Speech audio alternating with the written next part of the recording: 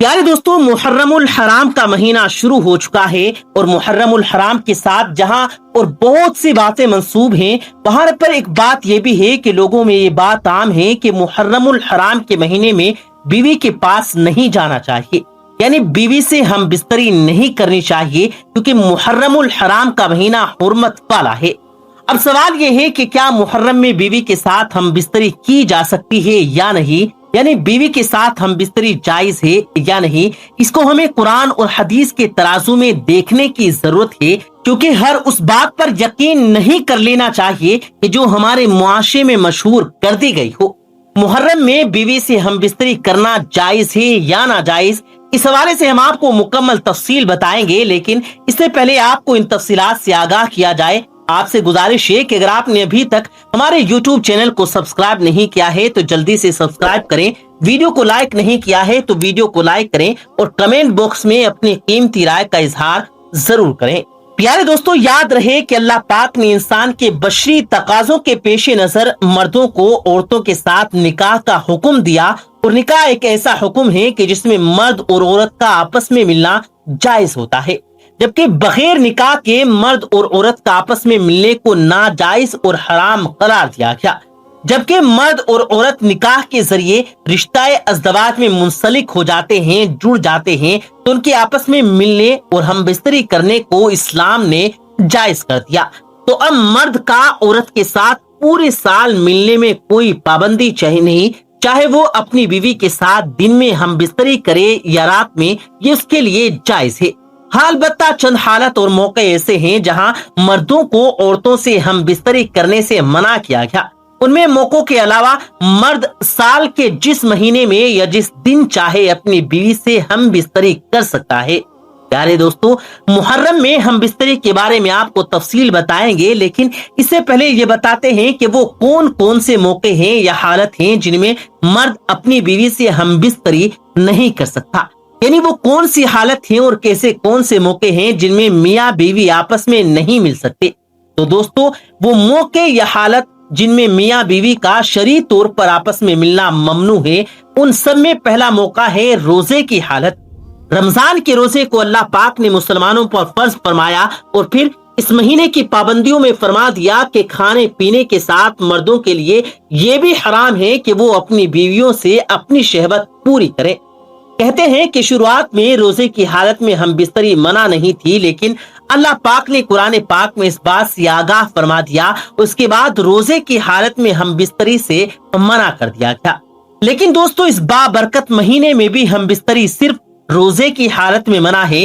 افطار کے بعد مرد چاہے تو اپنی بیوی سے ہم بستری کر سکتا ہے، جیسا کہ ارشاد باری تعالیٰ ہے، روزوں کی راتوں میں اپنی بیوی سے ملنا تمہارے لیے حلال کیا گیا، وہ تمہارے لباس ہیں اور تم ان کے لباس ہو۔ سورہ بقرہ کی یہ آیت نمبر 187 تھی۔ تو معلوم ہوا کہ رمضان جیسے مہینے میں بھی ہم بستری کو حرام نہیں کیا گیا، بلکہ صرف روزے کی حالت میں اس کو ناجائز کہا گیا ہے۔ دوسری جو حالت ہے وہ ہے احرام کی حالت، کہ جب حج اور عمرے کی نیت سے احرام باندھ لیا جائے تو طواف زیارت کرنے سے پہلے مرد کو اپنی بیوی سے ہم بستری کرنے سے منع فرمایا گیا، اور مرد کے لیے یہ جائز نہیں کہ وہ اپنی بیوی سے ہم بستری کرے، جیسا کہ اللہ پاک کا فرمان ہے، حج کے مہینے مقرر ہیں، اسی لیے جو شخص اس میں حج لازم کر لے وہ اپنی بیوی سے میل ملاپ اور گناہ کرنے اور لڑائی جھگڑا کرنے سے بچا رہے۔ سورہ بقرہ کی آیت نمبر 197۔ تیسری حالت اور موقع جس میں مرد کے لیے اپنی بیوی سے ہم بستری کرنا ناجائز ہے، وہ ہے حیض اور نفاس کے دن۔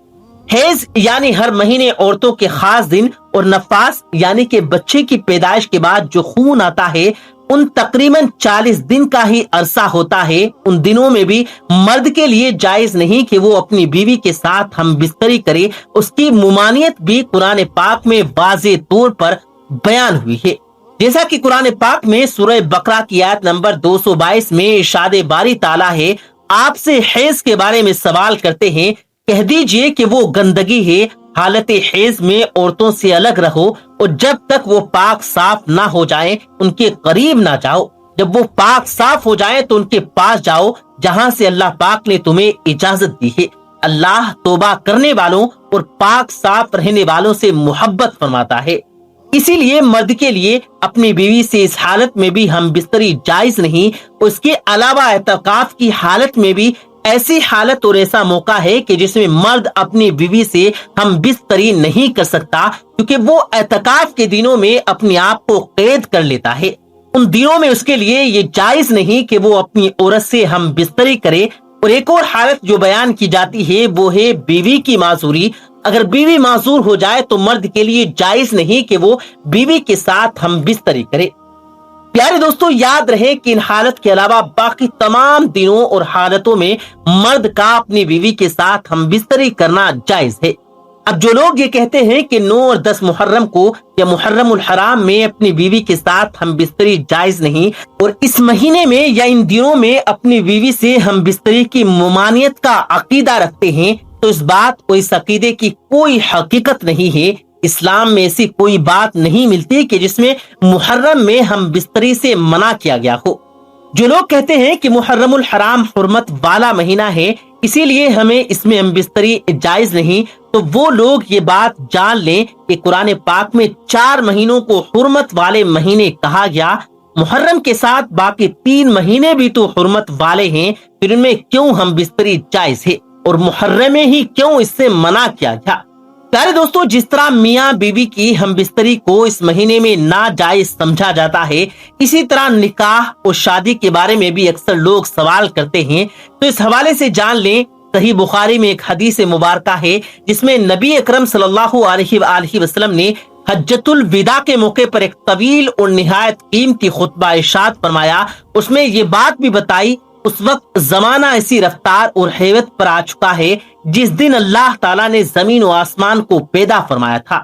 1 سال 12 مہینوں کا ہوتا ہے، ان میں 4 مہینے حرمت والے ہیں، جن میں 3 مہینے ذی القعدہ، ذی الحج اور محرم الحرام تو مسلسل ہیں، اور ایک رجب کا مہینہ ہے جو جمادی الاخر اور شعبان کے درمیان آتا ہے۔ نبی کریم صلی اللہ علیہ وآلہ وسلم کے مختلف فرمان کے مطابق ماہ محرم میں کیے جانے والے اعمال کا اجر بنسبت دوسرے دنوں اور مہینوں میں زیادہ ہوتا ہے۔ یہی وجہ ہے کہ نبی اکرم صلی اللہ علیہ وآلہ وسلم اس مہینے میں روزے کے رکھنے کے حوالے سے ارشاد فرمائے، رمضان کریم کے بعد افضل ترین روزے اللہ تعالیٰ کے یہاں محرم الحرام کے ہیں۔ علماء کرام فرماتے ہیں کہ اس مہینے میں فضیلت محض روزے رکھنے کی ہی نہیں، بلکہ اس مہینے کا ہر ایک عمل بنسبت باقی مہینوں کے بہت بڑا ہوا ہے۔ چنانچہ اعمال میں سے سب سے بڑا اور اہم عمل نکاح کا بھی ہے۔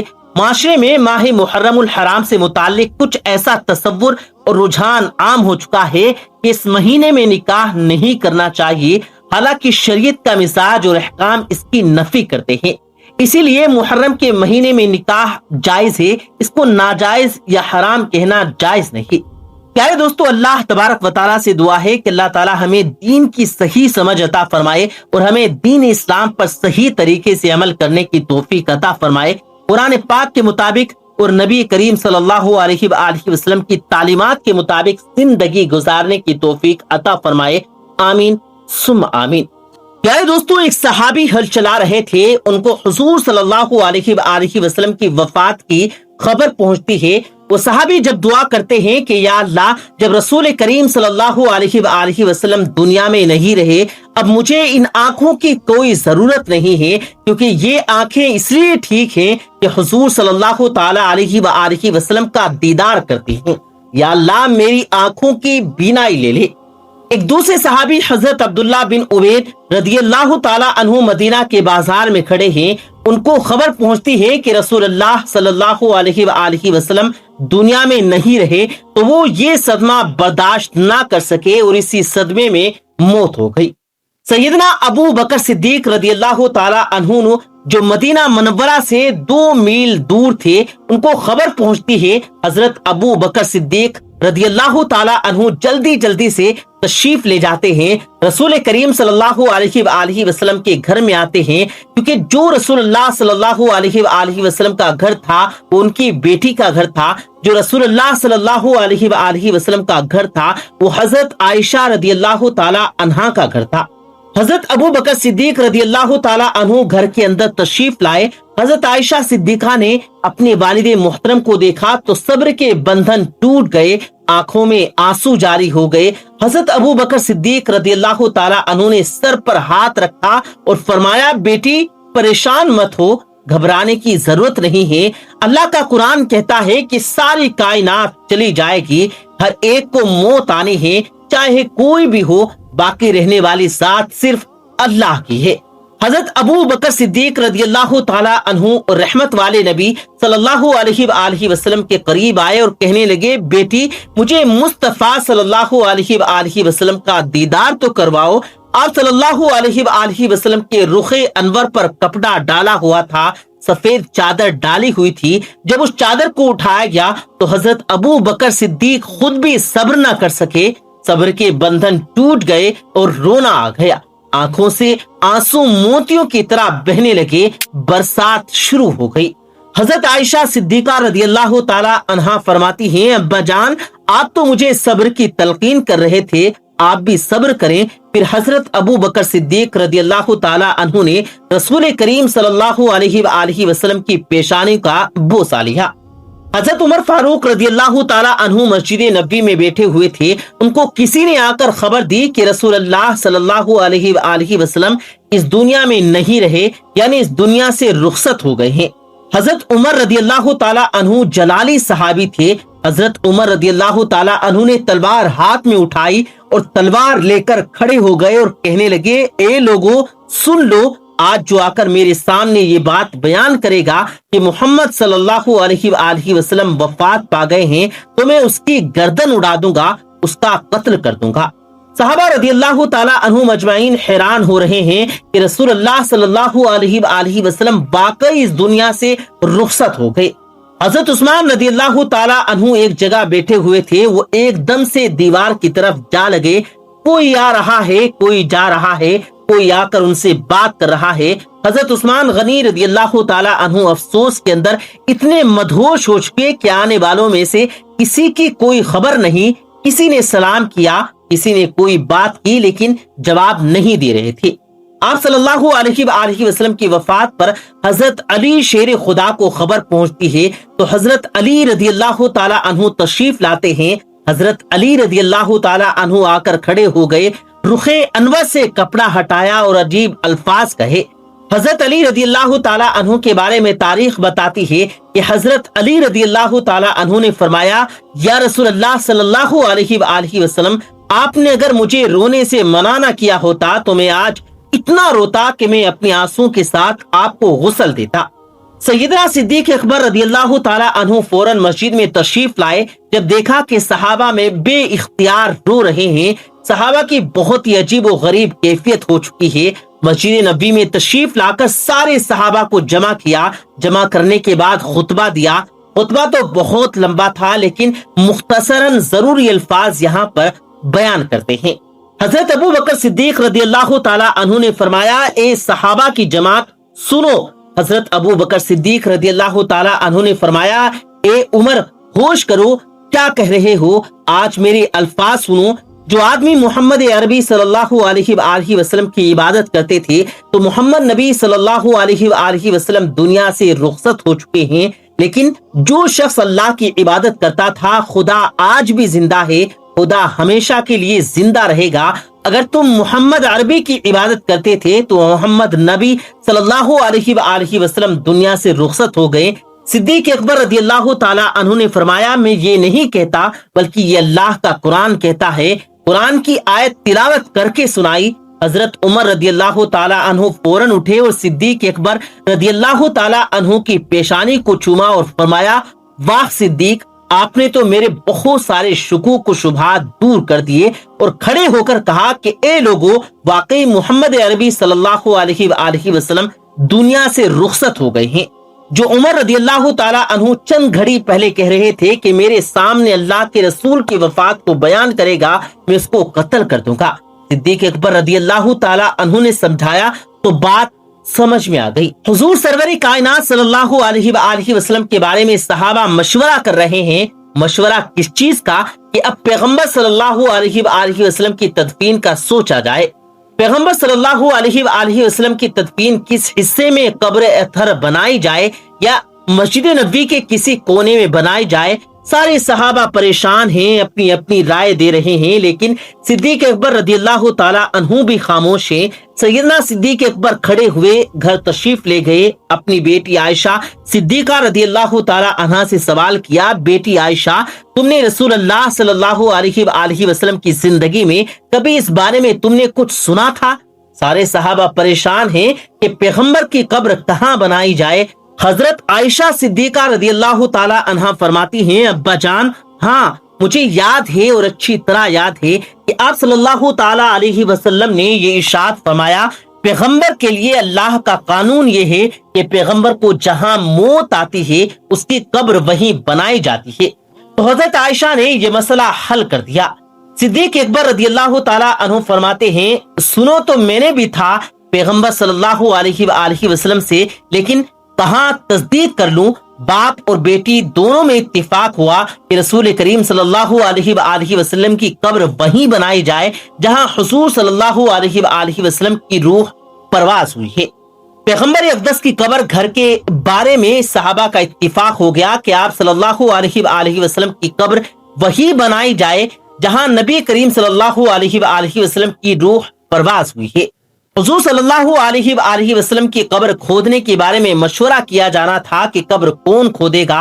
सहाबा में से दो जिनका कब्र खोदने का काम था, उनमें से एक का नाम अबू तलहा था और दूसरे सहाबी का नाम अबू उबैदा बताया गया है। अब किसको पैगाम भेजें, किसको बुलाएं, क्योंकि दोनों कब्र खोदने का ही काम करते हैं। हजरत उमर रदियल्लाहु ताला अन्हु ने यह फैसला किया कि पैगाम दोनों को भेज दो, जिसके मुकद्दर में होगा वो पहले पहुंच जाएगा। फिर दोनों सहाबा की तरफ पैगाम पहुंचाया जाता है, लेकिन अबू तलहा रदियल्लाहु ताला अन्हु पहले पहुंच जाते हैं और कब्र को खोदना शुरू कर देते हैं। फिर गुस्ल के लिए सहाबा किराम रिज़वानुल्लाहि अलैहिम अजमईन सोचने लग जाते हैं, नबी करीम सल्लल्लाहु अलैहि वसल्लम को गुस्ल कौन देगा, अब गुस्ल देने के लिए कौन आए। हर एक की तमन्ना है कि मैं नबी करीम सल्लल्लाहु अलैहि वसल्लम को गुस्ल दूं, क्योंकि जिंदगी का आखिरी मौका है। नबूवत के जिस्म को हाथ लगाना सादत है। कौन नहीं चाहता कि आखिरी वक्त में मेरे हाथ नबूवत के जिस्म को लगे। हर सहाबी की यही तमन्ना, हर सहाबी की यही ख्वाहिश थी कि हाथ मेरे हों और जिस्म नबी करीम सल्लल्लाहु अलैहि वसल्लम का हो, मुझे भी गुस्ल देने का शर्फ हासिल हो जाए। लेकिन हर एक की तमन्ना कैसे पूरी हो सकती थी। तो हुजूर सल्लल्लाहु अलैहि वसल्लम को गुस्ल दे दिया गया।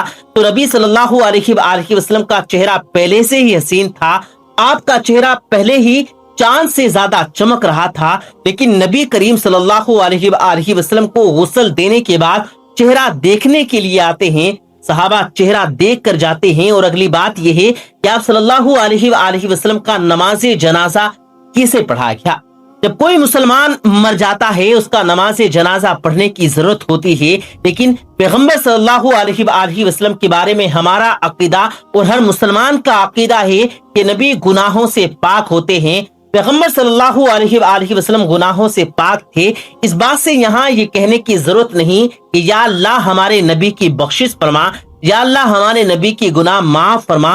नहीं, ऐसा जनाजा नहीं पढ़ाया गया जैसा आम लोगों का जनाजा पढ़ाया जाता है, क्योंकि ये रसूल करीम सल्लल्लाहु अलैहि वसल्लम की मैयत थी। बल्कि हर सहाबी के बारे में ये फैसला किया गया कि वो आए और रसूलुल्लाह सल्लल्लाहु अलैहि वसल्लम का दीदार भी करे और उन पर दुरूद भी पढ़े। यही मोहम्मद सल्लल्लाहु अलैहि वसल्लम की नमाज जनाजा है। और तब्दील के साथ 10-10 आदमी आते थे।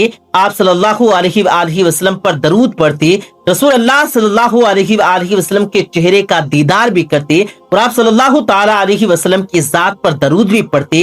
यही आप सल्लल्लाहु अलैहि वसल्लम की नमाज जनाजा थी कि सल्लल्लाहु ताला अलैहि वसल्लम के चेहरे के सामने गुजर जाना और दीदार भी करना और दरूद शरीफ भी पढ़ना। अल्लाह तबारक व तआला से दुआ है कि अल्लाह पाक हम सबको राह मुस्तकीम पर चलने की तौफीक दे। आमीन सुम्मा आमीन।